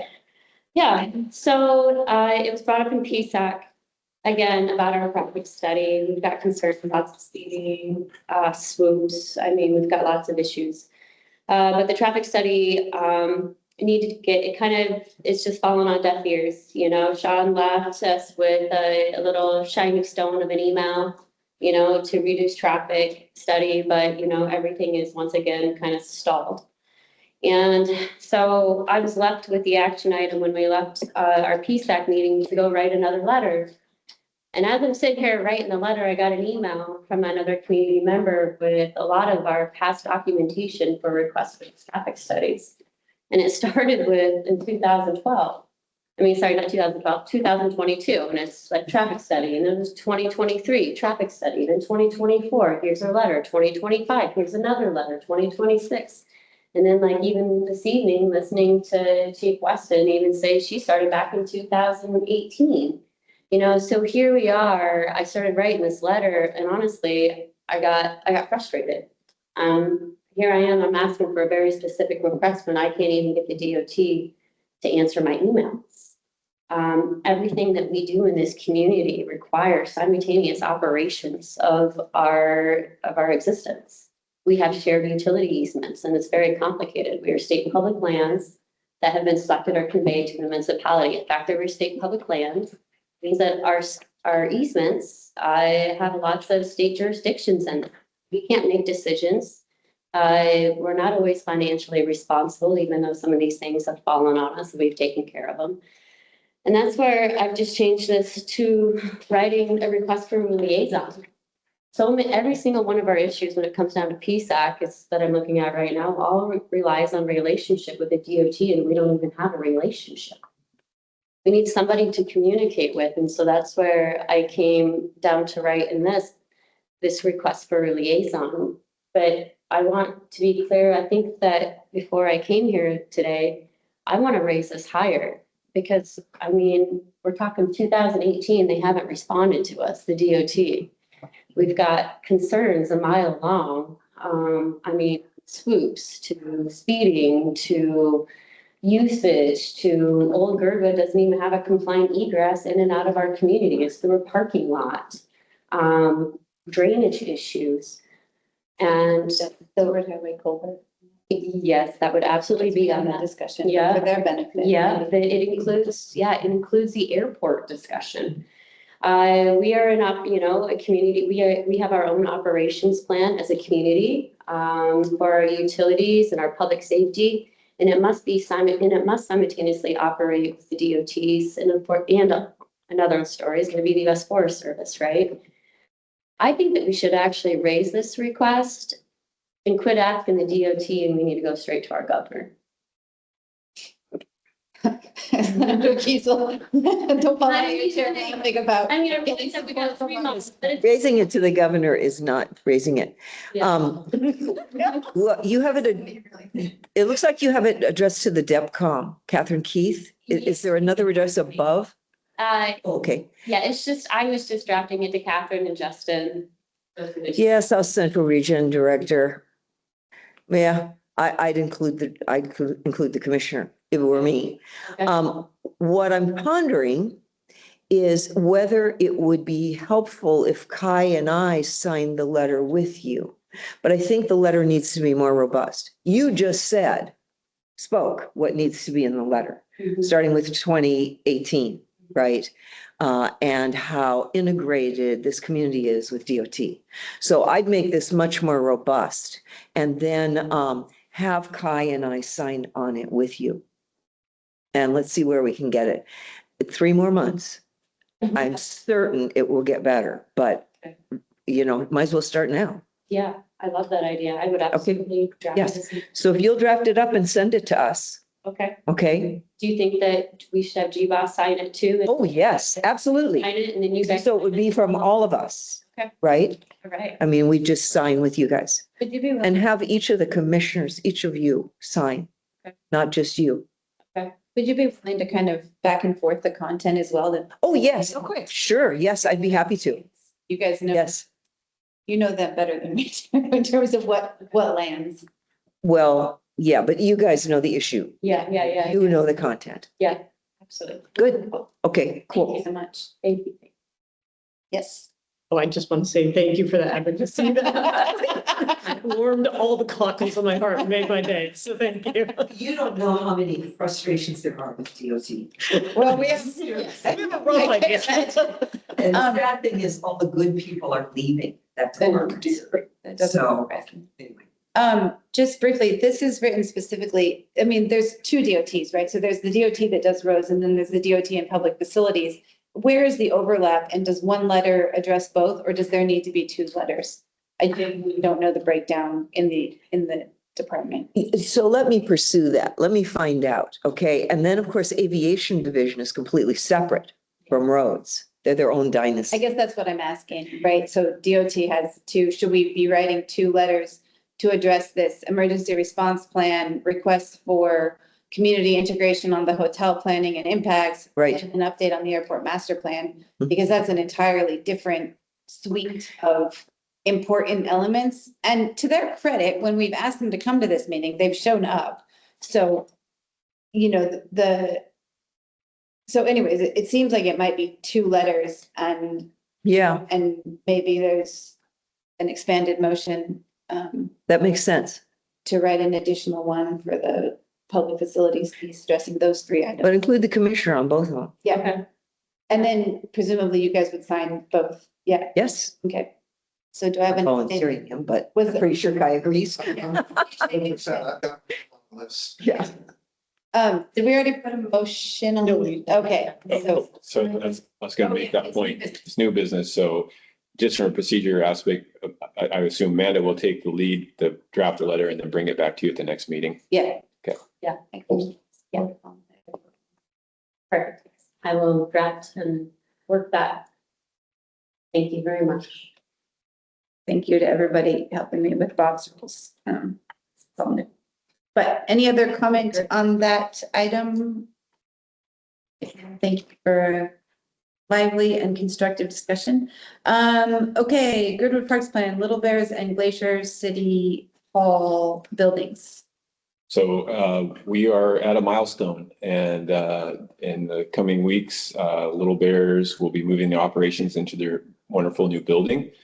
And it will leave that building vacant.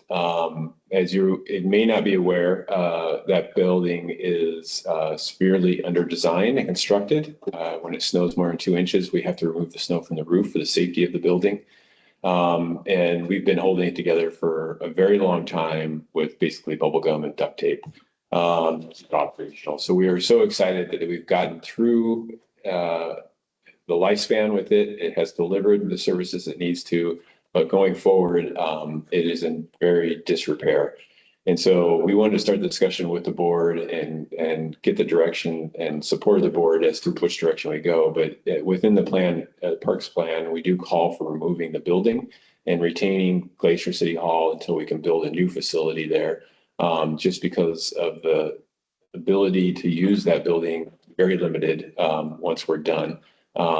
With the Little Bears being there. So the recommendation of Parks and Recs is to remove the building and then open up space for future development of recreational activities there or improve parking or whatever it may be.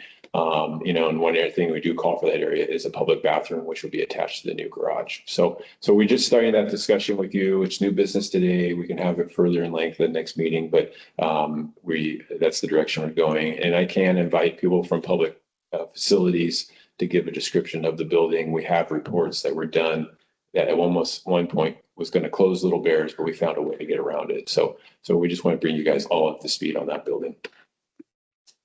One question. Can you remind me, is that a historic building that got moved up here from Old Town, or is that one of the buildings? Yeah, what's the history? No, so the radio station is the one that got moved up, and that was on the original school site down there. But it is a historic, anything in Alaska considered 50 years or older is considered historic, which is very unique. That's how young our state is. So it was the first community center built in Girdwood. And so it actually has, if you ever go in it, go towards the back, it has sort of a raised level, which was the stage where they did ballerina and things like that, and dance shows. And so it was the community meeting room, until it became too small and didn't work well to have people in a daycare at night. So they moved over and started having meetings in the Glacier City Hall, and then eventually they built this great building. So yeah, it has historic nature to it, and we're actively documenting that. So we've been going through getting outside video, and we need to actually this week to go through and get inside video of what it looks like in its final use. So, but the plumbing, the roof structure, everything about it is very risky at this point to keep operational. Thanks for that update, Annie. Just a quick question. Did you say earlier today during the budget meeting that the Little Bears building was actually quite the financial drain too in its current state? It is. We are constantly trying to figure out how to keep the water working. We've had well pulled like 3 times over at least my span here. Just keeping the heaters working, keep the plumbing working, all that. The building basically has to be really warm all the time because it just goes right through the roof and melts right off. So yeah, it's something that, and we're very careful about what we do there because there is asbestos within the walls. So we don't want to disturb anything. As long as you paint it and cover it, it's fine. But as soon as you start breaking it apart, the old seam tape for the sheetrock has asbestos in it. So, and the flooring has been double layered because it has asbestos in the old tiles of the flooring. So yeah, it's got its own issues. And as any old building does. Thank you. So just to sum up, it's decrepit, full of asbestos and expensive. Thank you. And we're excited for this new daycare because it's 8 times the size of this place. Great. Yeah, huge win and a huge thank you to everybody that worked to get the new Little Bears built and commissioned and celebrated and now open. So it's been a huge community effort that speaks to the tenacity and the willpower of the community. It's pretty cool. PSAC vacancy. We have a vacancy.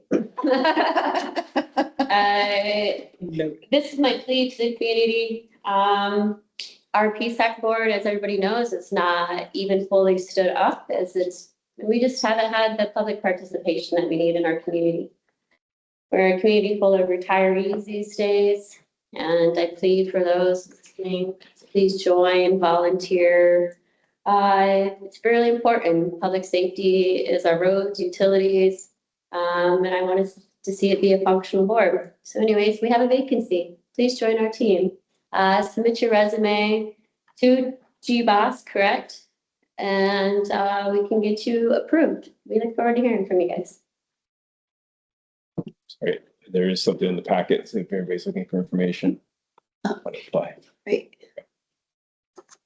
Cool, thank you for that. Okay, so going on to our amended request for GBOS resolution of support to transfer the Girdwood Industrial Park lot to MOA street maintenance, and it's the action for the HLB AC meeting September 24th. So I don't know, Kyle, if you want to talk to more of that, or Jen, if you have more to say on it. Sorry, say that again. I was just trying to figure out what we're hearing in the packet there. What was the question? I just read the updated GIP. The industrial park. Yes. Yes. We submitted the application today. Ryan Yell reviewed it, made some adjustments just on numbers, and he's going to have it go before the HLB Advisory Commission to approve the transfer at their September meeting.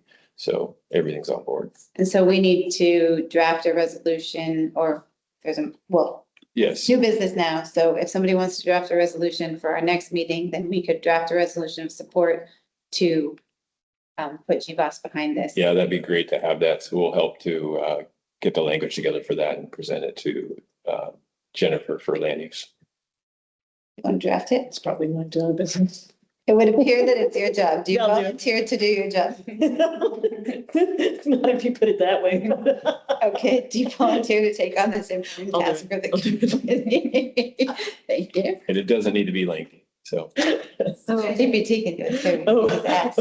I can do at least 24 whereases. Right?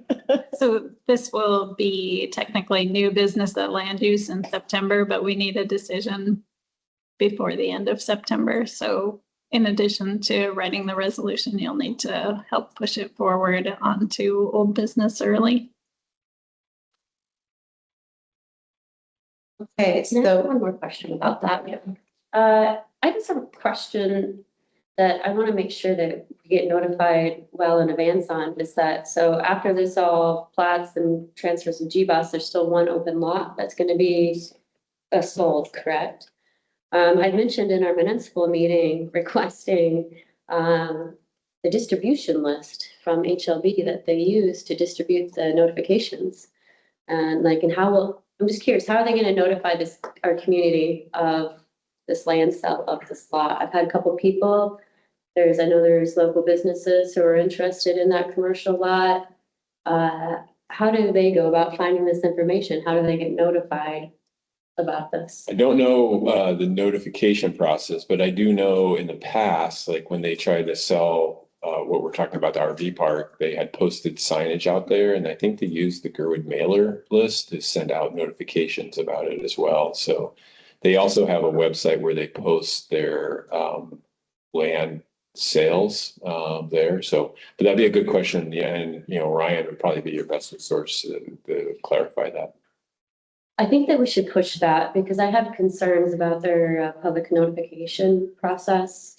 And I mentioned asking for their email distribution list, and that is what Title 25 requires. It's a calculated methodology for a mail notification. So I guess I would like to make sure that we just make sure that those notifications go out correctly. And I forgot, they also posted on the purchasing website where they dispose of parcels as well. But Title 25 code says specifically they have to mail. Okay. So this is new business now, so you could bring it as old business next time if there's a resolution or something you wanted the board, or specific request that we have with regard to the distribution. I think we could give some thought to exactly how we would want to make that. I like that idea. And yeah, put some thought to it, but yeah, bring it back for old business next month. Yeah. With some action. Cool. All right, anything else on the Girdwood Industrial Park? Moving on, I can't remember the order we added these, so forgive me if I'm going out of the approved order, but we will get to all of them. So the DEC water treatment item that you brought up, Amanda. All right, about 2 months ago, I initiated a FOIA request to Alaska Department of Environmental Conservation. I've known for years, asking around and everything, that our water treatment plant is non-compliant. But I've never understood, what does that mean? How are we non-compliant? What are the parameters? What are the results? What data has even been, collected? So anyways, I reached out to DEC. They were kind enough to fulfill my request without having to do a FOIA. So thank you to the ADEC for doing that. I got quite a bit of really interesting information when it came back. First of all, a lot of our discussions that are really just mucked up between the state and the feds is navigable waters. And what I've been saying for years is we have 6 navigable waters in our valley here that was declared in our land conveyance document. And but when it comes to the DNR, there's a lot of confusion. Anyways, what was really interesting as I dug through this permit is I found that our water treatment plant permit is actually held by the EPA, which means that our waters are definitely federal navigable waters. Okay, no doubts, no questions. Okay, that's really in the hole for us. So, but because of the way that some of the things are done here in the state, ADEC does manage that permit. EPA is responsible for that permit, but ADEC does manage it. So EPA does put out a detailed facility permit, which is what I did go, one of the pieces of documents that I received. And highlighting some of that information, some of it. So this report here is for the last 12 quarters. And what it highlighted is that we have had a violation every single quarter for the last 12 quarters. That's at a minimum. That's just this report. Specify the type of violation. And so, yeah, so then I kind of dug through, and again, this was the other thing that was interesting. So there has never been any sampling events besides at the end of the pipe where the water treatment plant discharges into what they call a mixing zone. This in and of itself, I kind of want to elaborate here on in a minute, because that is also something that I have lots of questions about. We got to have data. We don't have data. It's hard to kind of move forward with things. The two things, though, that I did find in these reports that our parameters that are being cited in violation is that we have results of 46 to 60% BOD and up to 45% coliform in our water at the end of the pipe. These are pretty outrageous numbers. And first of all, as much as I am an environmental scientist, but I don't know I don't deal with wastewater parameters all that much. So I've had to do a little bit of research myself. Now, BOD is a biochemical oxygen demand. What it does is it's the removal efficiency, means a large amount of untreated organic waste remains in the water, which rapidly depletes dissolved oxygen as bacteria breaks it down. Coliform levels up to 45% indicate significant raw sewage or animal waste contamination, signaling that dangerous pathogens may be present. My major concerns of this are two. The first is obviously for me is public health. We've got our largest percentage of full-time residents living within a mile downstream of this facility. And they're all on shallow private drinking wells. So that's my first major concern. My second major concern is fish. So I've officially reached out to ADEC and ADFNG and asked, because there's never been a report done on any of this, I have asked for their interpretation on concerns to fish and public health concerns. I've heard back from neither one of them as of today, which I'm not shocked to hear because I have a feeling that they know what this means. These numbers are very staggering. These are not good numbers. So at this point, I want to raise awareness to this community about our compliance. It's very scary when you start thinking about, we got Holden Hills. We're going to put this many more houses on a system that has obviously been out of compliance for years. And not to mention, this is a Clean Water Act violation because we are federal waters. This also breaks down into their MS4 permit that you guys have all heard me say that they're also in violation of. Same thing, Old Girdwood. Wait, what's the MS4? Their MS4 permit is what it is a permit that allows for a variance to the Clean Water Act. So who holds, sorry, I'm the DOT. Yeah, it's a great question. Yeah, DOT and the municipality of Anchorage, in particular, in our case, HLB, are in control of the MS4 permit for Girdwood. And that's a permit that they hold as for the That is a permit that they hold with the federal government to maintain a compliance with, actually it's a variance to the compliance with the Clean Water Act. What the MS4 permit does, here's what it says. It says, we know that we have untreated water, discharged wastewater coming and going into our navigable waters. This permit comes in and says, hey, we're aware of it. We're gonna have a variance. So they have written Glacier Creek as a variance on this MS4 permit. But what they never wrote in there is Turnagain Arm. Old Girdwood does not discharge to Glacier Creek. Old Girdwood discharges to Turnagain Arm, which I have complained, so they're in violation of the MS4 permit over that alone. Not to mention, but it is a permit that allows for a variance. So it's the wastewater treatment plant is a double violation actually on the Clean Water Act.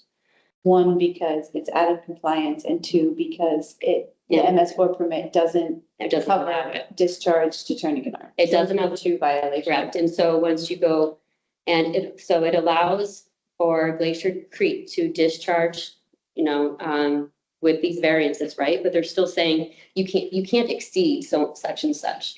Like some of the parameters that they say in the MS4 permit is you can't have growing things in your water. Red, like the red stuff. Yeah, the red stuff that you see when you walk around Old Girdwood that looks like it's growing and it's red. It's all fluffy inside. Yeah, that's a visual, that's a contamination. That is a violation of the MS4 permit. So if we were to take action, or if we were to ask for support from our friends in the audience, what's the action, or what's the move, or what do we do with? Great question, because that's my big concern is here we are. We've got state and federal Clean Water Act violations that blatantly the EPA and the state have obviously been, they're not unbeknownst. They've known that this is going on. So why has there been no corrective action? That's my biggest concern. And then two, what is the corrective action? I mean, nobody's meeting with us. Nobody's answering our phone calls. I mean, I've been digging into this for years at this point. And so, yeah, I want to see action. I want them to tell us how they're going to fix this. Yeah. The city of Anchorage water treatment has a waiver also. Multiple communities along our coast have these waivers. So the remedy is, of course, massively expensive, which is part of the reason these waivers are given.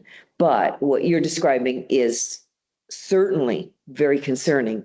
So I'd keep pursuing DEC. And again, if you need help getting someone to respond, let me know. We do have legislative liaisons that we go through. So I contact that person and they go directly to the commissioner. So I'd be happy to intervene, pay attention to Amanda's letter and please answer her, right? If you'd like that assistance, but be aware, these are pretty routine waivers. Yeah. But do you see? So there's the waiver and there's the MS4 permit and there's what may or may not be a big deal about Turning an Arm not being included. And that's one issue. There's another issue of 12 quarters of non-compliance with their own standard and no corrective action, which to me is a separate issue. Would you suggest, because that's, okay, we have waivers and those waivers give us criteria and we don't meet our criteria, but we don't mind, so I'm curious if you see a different course of action for each of the two elements. Well, I think what Amanda said about shallow wells and possible contaminated water source for residents, drinking water source. I think bringing that up raises it to a higher level of corrective action. So maybe a resolution from the board to the DOC asking that they look into this, given those concerns. That you would like them, yes, to give you more information about how bad this actually is, and then somehow provide testing for those wells, right, for the residents. I mean, nobody's apparently gotten sick yet, but regardless, you need to know. And that's yeah, and the getting sick thing is debatable. You can even, I posted it socially and some people have commented, which brings up the other thing is the sampling. So I have spoke with some other people within ADEC about what would it take us to get a sampling plan? Who can help initiate for that? So at the state, when they get in public concerns, they said that typically they would be able to go out and create a sampling plan. But obviously with our current state of affairs, there's just not enough, there's no money. And so the recommendation was take this on some yourself, which I've been willing to do because I'm a certified sampler. So I can, by the ADEC standards. So I can go out and collect a lot of these samples for our community if need be. But unfortunately, you have to come up with a sampling plan, which many of these things I'm willing to draft and write myself and get, and I can do all of that. I can get approved by the DEC. There's things, But it's not going to be a simple process. And obviously there's going to be the analytical results do cost a little bit of money, you know, and we need to be looking at everything for parameters.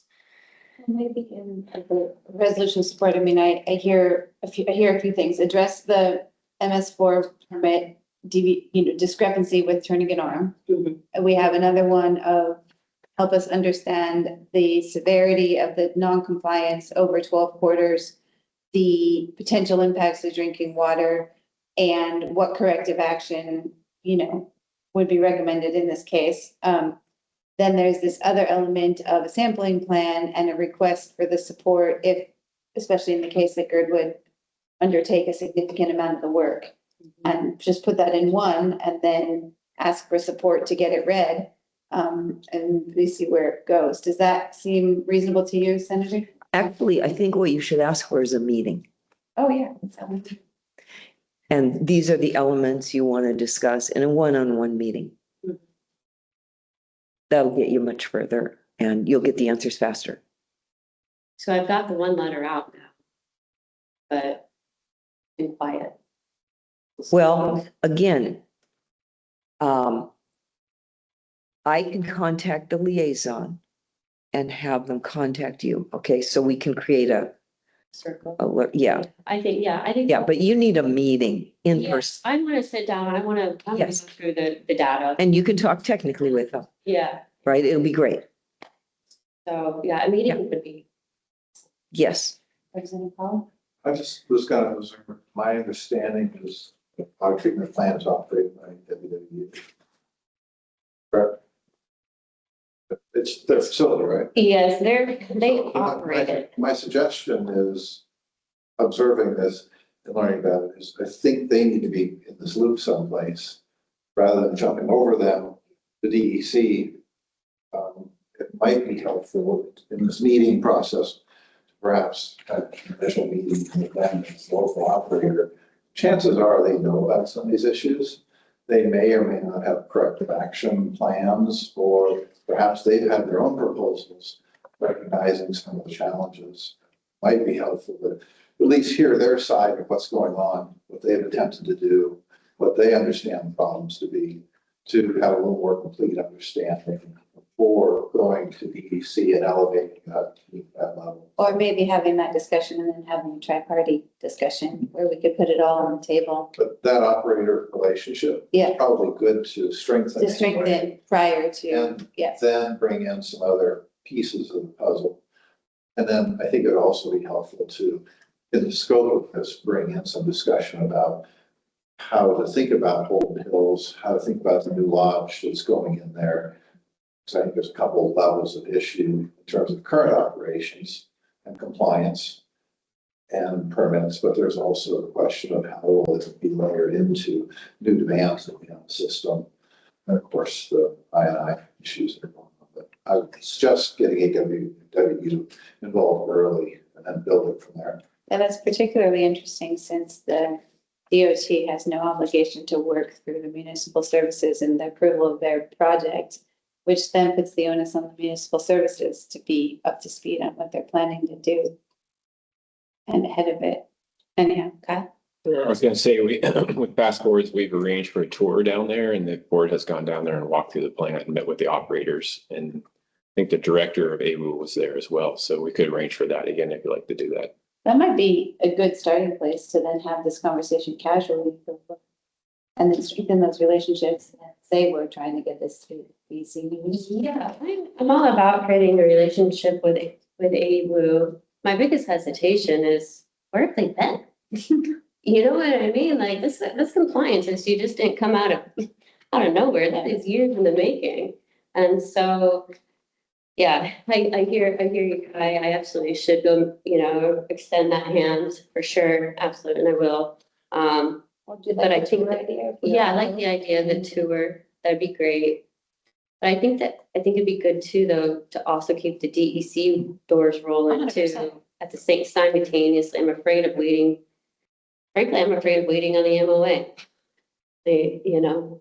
Fortunately, they've not been responsive on issues. I didn't get to go on the last tour. So I would be interested in. Okay, All right, so Yeah. got the killer going. Yeah. arrange something for September. DEC momentum and then endeavor to bring AWWU into the DEC discussion. It almost feels like a plan, you guys. Almost feels like we're doing something. Get it. Any other comments on this one? All right, then our final issue on new business is the item that Nick brought up around adding a request for transparency around the MOA bed tax. Do you want to speak a little bit more to that, Nick? Yeah, sure. Kyle, I just sent in Teams a link to the doc if that works for you to screen share that there, the resolution I drafted. But basically what I'm getting at here is I've been finding, I'm sure you are aware of this too, when we're trying to argue, for example, for TIPS funding, or even when we are trying to figure out what is the state of like short-term rentals in Girdwood, it's really hard to get data on, the number of, so here's a bunch of whereases in here. So the reasoning is hard to get data on, like the very basics of like how many lodgings are there in Girdwood, how many room nights per year are they operating for, how much money are they contributing, and so that is basically what this is requesting, that the Muni release that yearly, go down to like the per business level. I thought that was reasonable because they already release like individual contributions to the general fund, like with property assessments on property.muni.org. And these are businesses that we're talking about. And my feeling is that businesses should be scrutinized more heavily than individuals. And let's see, that's one half of it. And I think that's the more impactful part of it. And secondarily, the other half of it is where the bed tax is getting actually spent. So for the 2/3 of it, the 4% that is the general fund, we know where that's getting spent. The 4% that is going to the Denina Center, we know where that's getting spent. But the other 4% that's been going to visit Anchorage, as far as I can tell when I was looking around, I couldn't really find very good detailed information on like where that's getting spent. Like basically, as I was trying to break it down by how much of this is getting spent in Girdwood versus not Girdwood, I couldn't find that. So that is the less important to me, but I felt like while we're at it, might as well ask for that as well. Yeah, I think that's kind of the vibe of it. I'm curious what you all think about, one, the vibe, and two, ask questions on details here. If you scroll down, Kyle, I put some of the details on exactly like the format. I tried to be specific enough that that it would be obvious that like it would be actually useful for us for doing analysis. Like I asked it to backdate for the last several years so we could actually do like how has this been trending over time. And I put down like, please respond by this date. You need to release it 6 months after the previous calendar year ends, etc. But I mean, those are all, I don't know. This is a little bit like this is up for absolutely open for debates on this, but this is just an initial rough draft to get the conversation going. Yeah, please ask questions or have thoughts.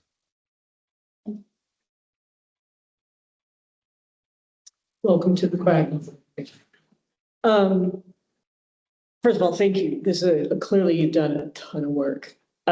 This is part of an ongoing discussion we've had with the Muni for a long time. And one of the first things early on that we were told is that they couldn't provide the data because they didn't have it. Now that is, yeah, I know. And it was generally available for a price on various websites that watch Airbnb. I'm forgetting some of the names, but I don't know if you've talked to Matt Schechter about this, but he's done a lot of work on this and figuring out some of the answers that you're looking for, but you're absolutely right. The city should provide it. However, they genuinely don't have some of this data dating back because of the way that their computer system was working. And this is why we were very interested in the registration process. And so that registration process for STRs just got enacted this summer. And the thing about that is that that requires a zip code. And so for the first time, we will have zip code specific, but shockingly enough, we did not prior to that. Now you can kind of get the data from, Comey websites, but the community chose not to do that. And so we were excited about the registration process for that. But anyway, just so you know, there is a ton of background on this, and maybe you and I can work on this a little bit if you're absolutely right that we should have this presented. And I was particularly interested in what you had to say about how much of the Visit Anchorage money is coming to Girdwood, because that's actually kind of a separate question. Visit Anchorage is separate from the muni per se. And so, so I'm really fascinated by that. And maybe we could work together on this on refining it a little bit, if that sounds good to you. Does anyone else have anything to that? Who's in charge here? I'm just kidding. No, I am. Sorry. And land use. I know. No, you're good. No, I think it's fantastic that you guys work on it because you have so much of the history. And I think. If anybody else wants it, you can take No. it. I was giving you a hard time on. No. I was slipping in chair mode, but I was just joking. What I will say is I love the sentiment of coming and looking at it fresh. And just being like, this is messed up. And even if we feel like we've asked for it before, I don't think that means we shouldn't ask for it again. So I think you bring a lot of nuance and making some specificity, but even if we've been told no, technology's changed, this administration's different. I think some of the no's might have come from Bronson, which is its own thing. And so, yeah, I would just say, I love the sentiment. I think it's the right questions to be asking. I think we should ask for as much teeth as we can. And I love your offer to help bring in the context that deepens the whole effort. So, and thank you to Nick for starting this. Yeah, I second everything that Kelly just said. Nick, you're bringing some great data. This is awesome. I love it. And I'm all about, we keep on throwing this at them.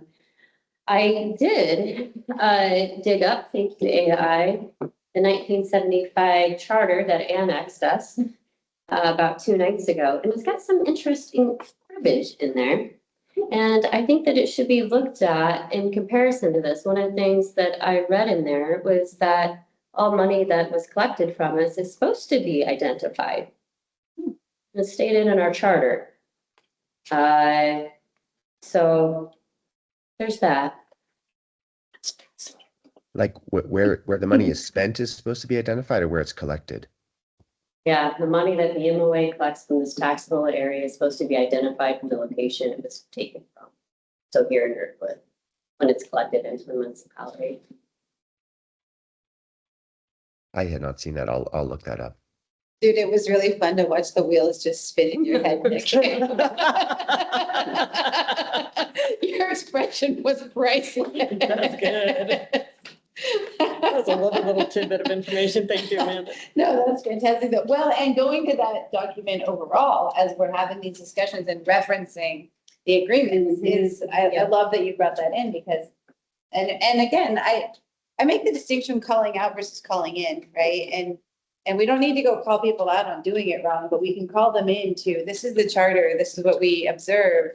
We would like to bring behavior in alignment with the charter and the agreement, and we're requesting your support for that, and using the language and using the establishment, I think we can really have a more meaningful conversation, especially as we continue to build momentum in these quarterly meetings, and try and just bring the same topics with continuity, and really hone in, really drive home what we're standing for. So thank you so much for this. Yeah. Okay. Thank you, Nick. That's amazing. It's great. So do you guys think like the course of action here I'm hearing is I will tweak this a little bit. I guess this will get emailed out, and if any one of you have individual suggestions, then you can suggest them. And then you and Jen can work on it together. And then it's new business now, so then we can act on it in the next meeting as old business. Did you have something to add? Yeah, sorry. This is actually kind of on me. I've fallen a little bit behind on our Open Meetings Act training stuff, but basically you and I need to work on this, or Anybody else who wants to, it has to be just two of us. And anyway, so that's how that works. But you can also feel free to choose somebody else. I didn't mean to like step right into that. I just thought that I was then gonna be told it was my job again. No, but I think it would be great if you two can, and then in order to, your question, then we can discuss it and act on it at the next meeting. Okay. And then I'm just curious if you all thought, like, I had this addressed to the administration and to the assembly. Is that the right target for like who's supposed to be acting on this? Is both of them? You want me to take this? Yeah. Let's talk about that one too. Okay, sounds good.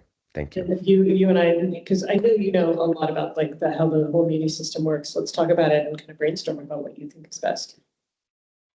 Okay, thanks. All right, I would entertain a motion to adjourn.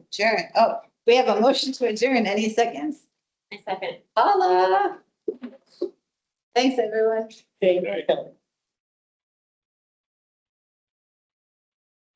Thanks all.